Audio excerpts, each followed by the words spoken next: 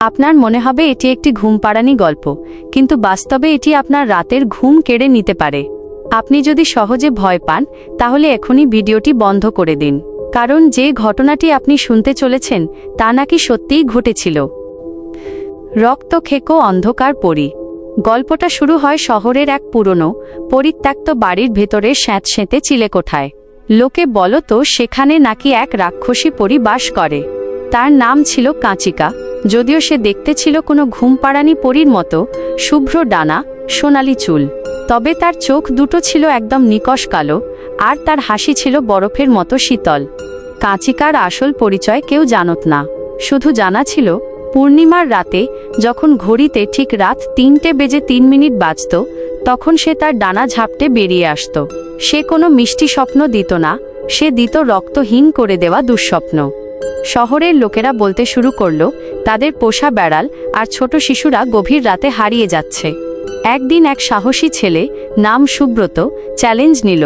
সে এক পূর্ণিমার রাতে সেই চিলেকোঠার দরজার বাইরে অপেক্ষা করতে লাগল।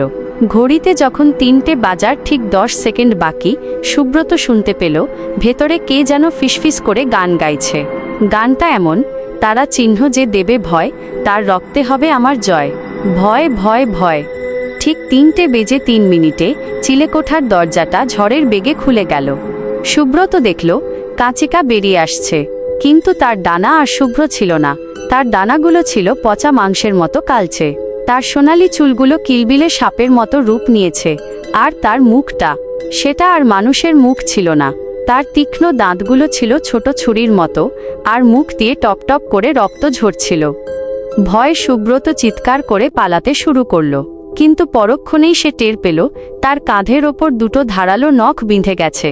কাঁচিকা তার কানের কাছে ফিসফিস করে বলল, তারা চিহ্ন ভয় পেয়েছ, তবে তোমার রক্তই আমার রাতের খাবার। পরের দিন সকালে চিলেকোঠার বাইরে শুধু শুভ্রতর ছেঁড়া শার্ট আর জমাট বাঁধা রক্তের দাগ পাওয়া গিয়েছিল। স্থানীয় পুলিশ আর রহস্যভেদ করতে পারেনি। আজও অনেকে বলে, পূর্ণিমার রাতে যদি আপনার জানালার বাইরে কোনো মিষ্টি গান শোনেন, তবে ভুলেও চোখ খুলবেন না, কারণ রক্তখেকো কাঁচিকা এখনও রাত 3:03 অপেক্ষা করে। গল্পটি কেমন লাগলো তা অবশ্যই কমেন্ট করে জানাবেন। ভিডিওটি ভালো লাগলে একটি লাইক করে দিন, আর এমন আরও ভয়ঙ্কর গল্প শুনতে চ্যানেলটি সাবস্ক্রাইব করতে একদম ভুলবেন না।